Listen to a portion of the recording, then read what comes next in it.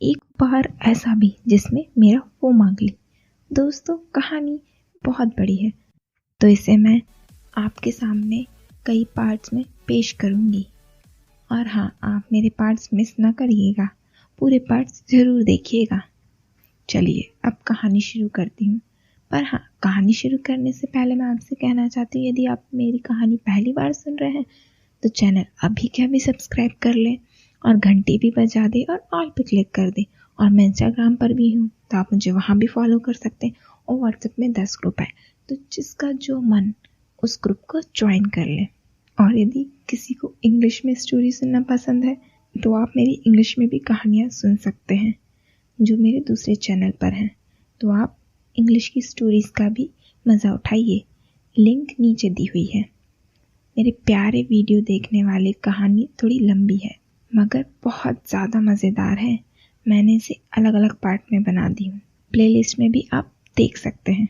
सभी को संदीप साहू का प्रेम भरा नमस्कार और सभी मित्रों को मेरा दोस्ती भरा अभिनंदन है। एसआर के स्टोरी लवर पर मेरी बहुत से नियमित पाठक और प्रशंसक हैं। ऐसे मुझे लगता है कि मेरी यह कहानी ज़्यादा अच्छी होगी, लेकिन मेरा सोचना सही है या गलत ये आप मुझे कमेंट करके अवश्य बताएं, क्योंकि आप लोगों के कमेंट आने पर ही अगली कहानी के लिए हौसला मिलता है और मुझे सुनाने में भी थोड़ा ज़्यादा मज़ा आता है। तो आप कहानी का आनंद लीजिए। मेरी इस कहानी की शुरुआत भी एसआर के स्टोरी लवर की पाठिका द्वारा मेल पर चैट करने से होती है। जब मेरी कहानी आधी हकीकत आधा फसाना प्रकाशित हुई थी तब मुझे बहुत से मेल आए थे। उन्हीं में से एक मेल खुशी का भी था। आप तो जानते ही हैं, मैं सभी मेल के जवाब देने की पूरी कोशिश करता हूँ, पर मैं सोचा भी नहीं था कि शुरुआती बातचीत में ही खुशी से मेरी नज़दीकी इतनी बढ़ जाएगी। यह नज़दीकी संबंध वाली नहीं थी, यह तो महज वाली नज़दीकी थी। कभी कभी तो खुशी अपने मंगेतर के साथ बैठकर भी मुझसे चैट कर लेती थी। उसने बताया कि ये उसकी असली आईडी है। मैंने उससे कहा, तुम्हें डर नहीं लगता कि कोई तुम्हें ऐसे चैट करते जान ले? खुशी ने कहा, सच में तुम बुद्धू ही हो। उसका बुद्धू कहना मुझे बहुत ही अच्छा लगा, क्योंकि लड़कियां सिर्फ उन्हें ही बुद्धू कहती हैं जिन पर वो अपना हक समझती हैं। मैंने भी जवाब दिया, वो तो मैं हूँ ही, पर अभी मेरी किस बात से तुम्हें लगा कि मैं बुद्धू हूँ? खुशी, यार कहानी तुम लिखते हो, डरने की जरूरत तुम्हें होनी चाहिए, अपनी पहचान तुम्हें छुपानी चाहिए। मेरा क्या, मन हुआ तो बात कर ली, नहीं तो बाय बाय। मेरा तो मंगेतर भी साथ देता है तुमसे बात करने के लिए। ऐसे भी एक और बात है जो मैंने तुमको नहीं बताई है और ना ही कभी बताऊंगी।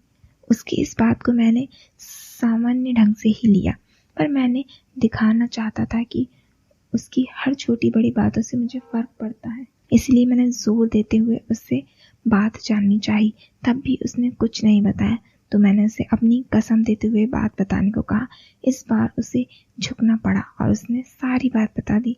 उसने कहा कि वो पहले भी मुझसे फेक आईडी बनाकर चैट कर चुकी है, पर उस आईडी का कम उपयोग होने से पासवर्ड भूल गई। फिर मुझे भरोसे का आदमी जानकर ही उसने रियल आईडी से बातचीत शुरू की है। उसने बात आगे बढ़ाते हुए कहा, मैं ये बात तुम्हें कभी नहीं बताने वाली थी, पर तुमने जिद कर दी और कसम दे दी तो मुझे बताना पड़ा।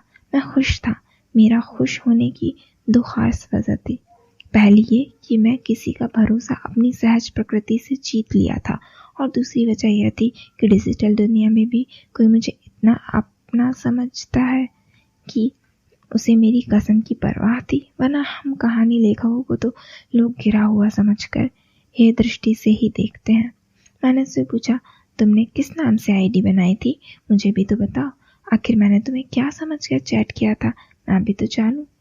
इस बार खुशी ने मुझे अपनी कसम दे दी। देखो संदीप, तुम्हें मेरी कसम है, तुम दोबारा कभी ये सवाल नहीं करोगे, और जब बताना होगा मैं ही तुम्हें सारी सच्चाई बता दूंगी। अब मुझे शांत रहना पड़ गया, पर मन ही मन मैंने जितने लोगों से चैट की थी सबके कनेक्शन खुशी से जोड़कर देखने लगा, पर कोई फायदा ना हुआ। और कुछ समय या कुछ दिन बाद मैंने बेनता ही सोचना छोड़ दिया। हमारी बातचीत शालीनता से ही होती थी, जैसे हम एक सामान्य जान पहचान वाले दोस्त हों। खुशी की भाषा शैली भी सामावित और परिपक्व और ऊंचे स्वर की लगती थी। जब हमारे बीच बातचीत का दौर बढ़ गया तब मैंने उसे देखने की इच्छा जाहिर की। उसने कहा, मैं तुम्हें अपनी तस्वीर भेज तो सकती हूँ, पर भेजूंगी नहीं, क्योंकि इसके लिए मुझे मंगेतर ने मना किया है। हाँ, पर मैं जब मंगेतर के साथ रहूँ तब मुझे हैंगआउट में वीडियो कॉल पर बात कर सकती हूँ। मैंने कहा, ठीक है, मैं उस वक्त का इंतजार करूंगा। सच कहूँ तो इंतजार के अलावा मेरे वश में कुछ था ही नहीं। मैंने उससे उसकी शादी के बारे में पूछा तो उसने कहा, मेरे और वैभव के घर वाले पुराने परिचित हैं और हम दोनों के बीच भी नजदीकी है। ऐसा सोचकर घर वालों ने हमारी मंगनी करा दी, पर अभी वैभव के लिए एक बिजनेस प्रोजेक्ट को पूरा किया जा रहा है, उसी के बाद शादी होगी। मैंने वो कहते हुए फिर पूछ लिया, फिर भी कितना इंतजार करना होगा हमारी खुशी के लिए? तो उसने कहा, शायद 1 साल और लगेगी या जल्दी भी हो जाए।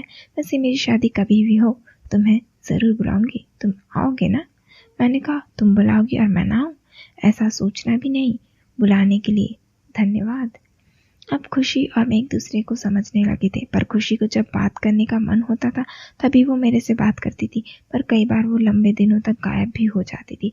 तब मैं अपनी कहानियों से या अन्य चैटिंग फ्रेंड्स में व्यस्त हो जाता था।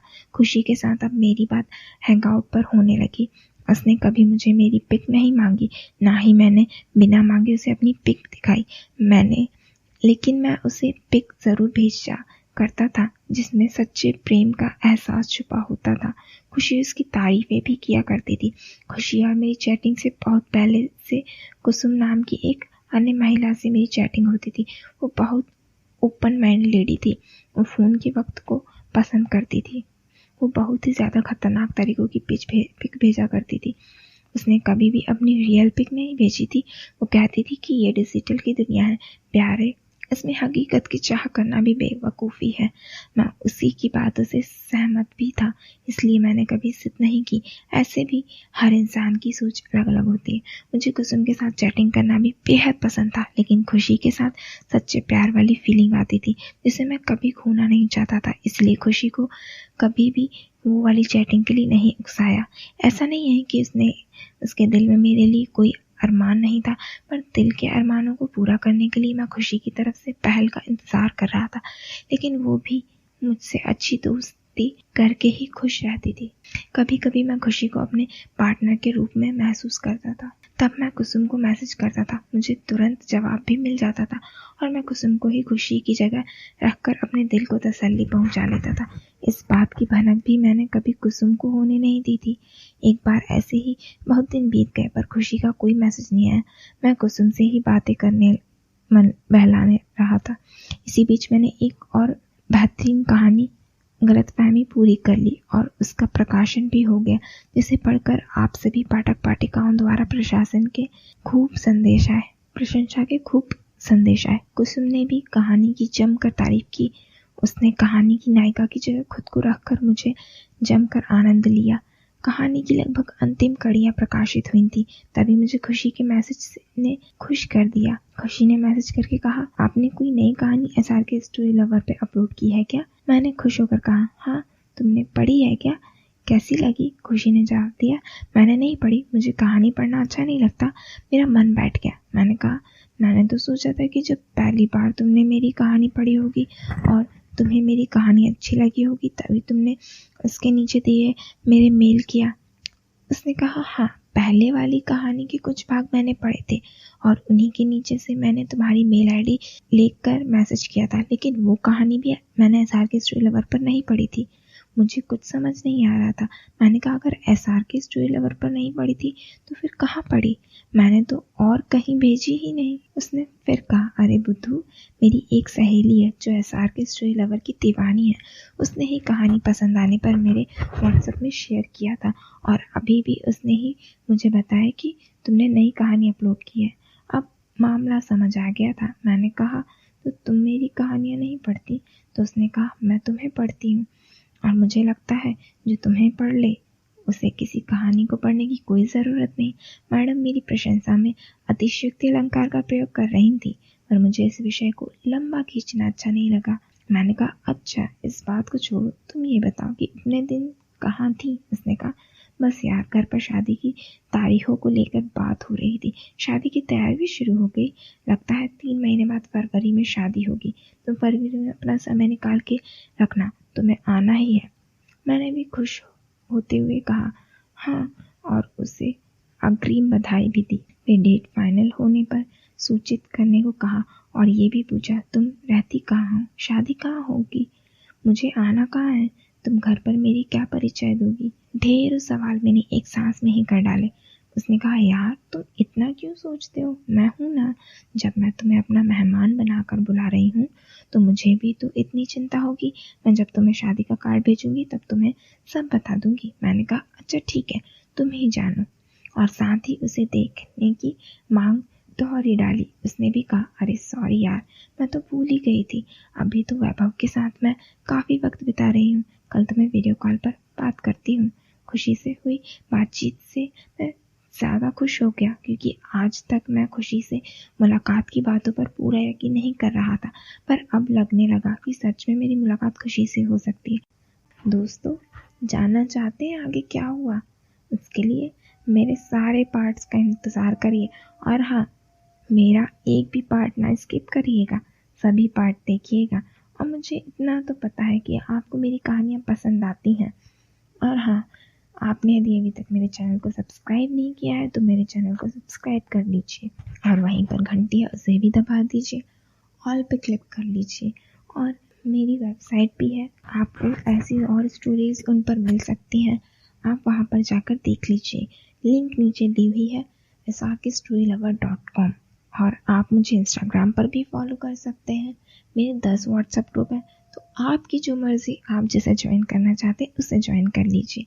मैं चलती हूँ, पर हाँ, याद रहे मेरा इस कहानी का एक भी पार्ट ना स्किप करिए, शायद ये कहानी बहुत अच्छी हो और मैं आपके कमेंट का इंतज़ार करूँगी। शुक्रिया।